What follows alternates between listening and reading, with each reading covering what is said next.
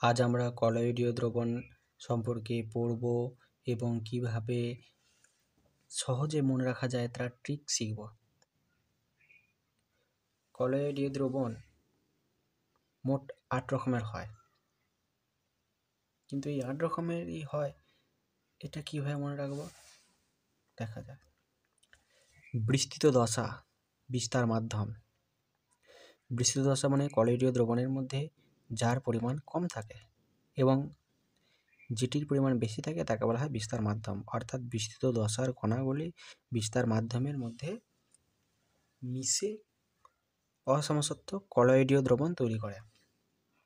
এখন আমরা ধরে নিচ্ছি যেটা মেশানো হচ্ছে অর্থাৎ বিস্তৃত দশা সেটি কঠিন, তাহলে কঠিনকে কঠিনের সঙ্গে মেশানো যাবে, কঠিনকে তরলের সঙ্গে মেশানো যাবে, আবার কঠিনকে গ্যাসের সঙ্গে মেশানো যাবে। তাহলে আমরা 3 ধরনের দেখে নিলাম।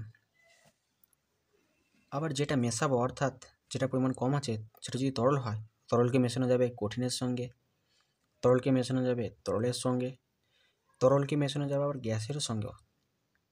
তাহলে টোটাল আমরা এখন পর্যন্ত 6 রকমের কলয়েডীয় দ্রবণ সম্বন্ধে দেখলাম। যেটা মেশাবো অর্থাৎ বিস্তৃত দশা সেটা যদি গ্যাসীয় হয়, গ্যাসটা মেশানো যাবে কঠিনের সঙ্গে, গ্যাস মেশানো যাবে তরলের সঙ্গে, কিন্তু গ্যাস এবং গ্যাস মিশলে সমসত্ব দ্রবণ তৈরি করে যেমন বায়ু, সেটি শুধু বাদ যাচ্ছে। এরপরে দেখি কলয়েডীয় দ্রবণগুলির নাম কী কী হয়। তাহলে কঠিন মেশানো যাবে কঠিনের সঙ্গে, কঠিন মেশানো যাবে তরলের সঙ্গে, কঠিন মেশানো যাবে গ্যাসের সঙ্গে। এখানে কঠিন যে 3টি কঠিন হলো সেটা হচ্ছে বিস্তৃত দশা এবং কঠিন তরল গ্যাস বিস্তার মাধ্যম। কঠিন মানে কি জানি? কঠিন মানে আমরা জানি সলিড, SOLID সলিড। তাহলে আমরা মনে রাখবো কঠিন বিস্তৃত দশা হলে সমস্ত জিনিসগুলোই সল দিয়ে নামকরণ করতে হবে। কঠিন মানে হচ্ছে সলিড, তাহলে বিস্তৃত দশা কঠিন 3টেতেই আছে, তাহলে 3টেরই শেষের দিকে সলিডের SOL অর্থাৎ সলটা যোগ হবে। তাহলে কঠিনের সঙ্গে কঠিন, কঠিন সল।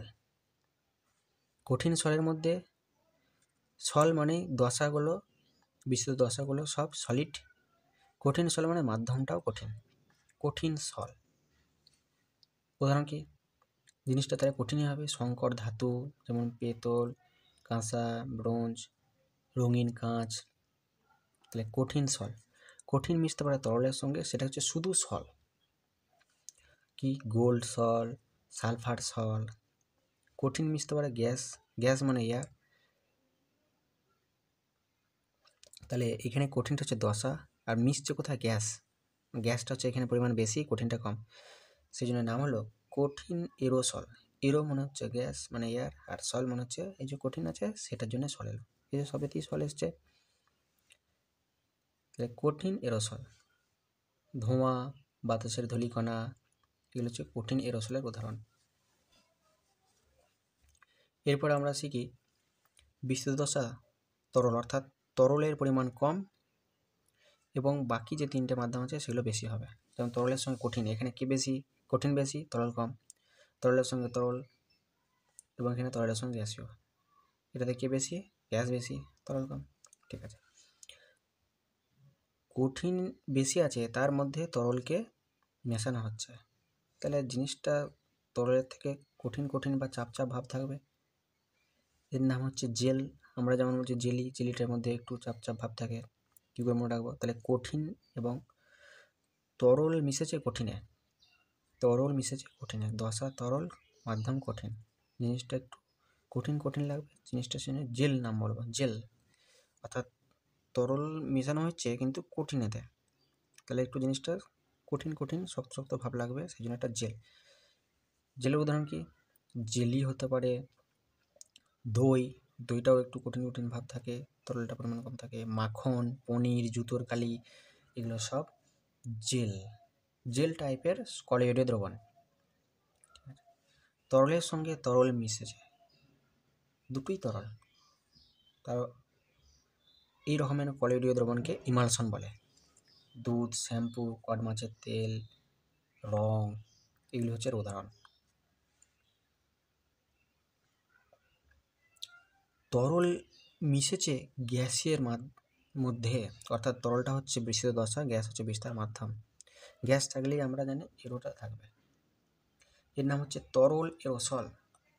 তরল মিশেছে গ্যাস বা এয়ারে, তরল এরোসল। উদাহরণ কি? কুয়াশা, মেঘ, স্প্রে। কঠিন যখন গ্যাসে মিশছিল তখন কঠিন এরোসল, তরল যখন গ্যাসে মিশছিল তখন তরল এরোসল। ঠিক আছে, শেষ দুটি হলো গ্যাস মিশবে কঠিনে, গ্যাস মিশবে তরলে। এখানে কে বেশি? কঠিন বেশি। কে কম? গ্যাস কম। তাহলে কঠিনটাই বেশি থাকবে, তার মধ্যে গ্যাস ঢুকে থাকবে। উদাহরণ কি? ফোম, ঝামা পাথর, কেক। কেকের মধ্যে ছোটো ছোটো ফুটো থাকে, তার মধ্যে গ্যাস ঢুকে থাকে। ঝামা পাথরের মধ্যেও গ্যাস পাথরের মধ্যে অধিশোষিত অবস্থায় থাকে। গ্যাস মিশে থাকবে তরলে, এখানে গ্যাস কম, তরল বেশি। উদাহরণ কি? তরল ফোম। তাহলে গ্যাসের যে দুটো, সে দুটোকে ফোম বলে মনে হবে, একটা শুধু ফোম, একটা তরল ফোম। তরল ফোমের মধ্যে তাহলে গ্যাস আছে, তরলের মধ্যে সাবানের ফেনা, হচ্ছে উদাহরণ। তাহলে আমরা সহজেই 8 রকমের কলোয়েডীয় দ্রবণ হয় তা মনে রাখতে পারছি।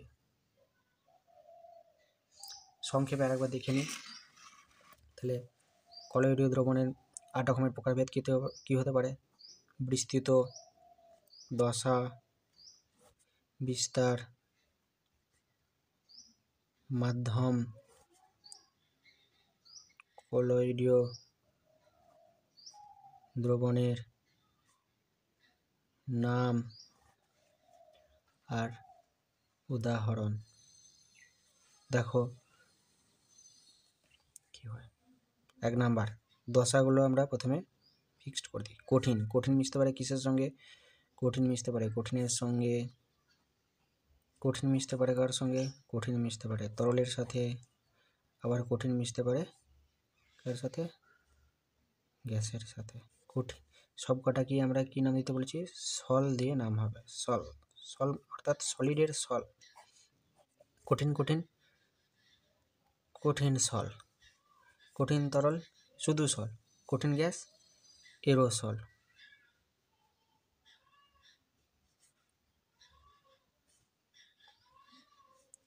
উদাহরণ কি?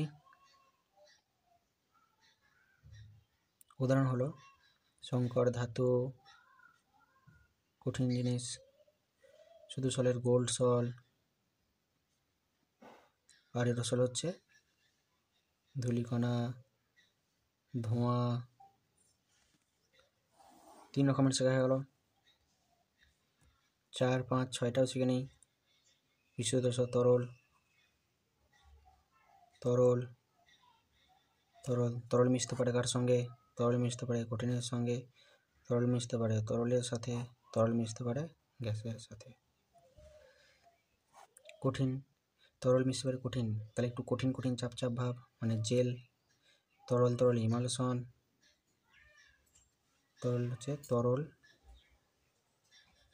এরোসল। জেলের উদাহরণ কি? জেলি, দই, মাখন, পনির, রং, শ্যাম্পু, দুধ। তরল এরোসল উদাহরণ কি? কুয়াশা, মেঘ। আর শেষে যে দুটি 7 এবং 8 নাম্বার গ্যাস। তাহলে গ্যাসীয়,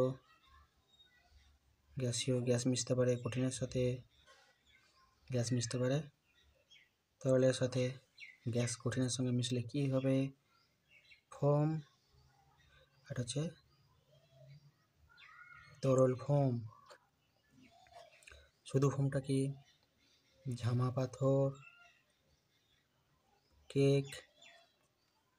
তরল ফোম হচ্ছে সাবানের ফোম বা সাবানের ফেনা। দেখো আমরা সহজেই মনে রাখতে পারবো।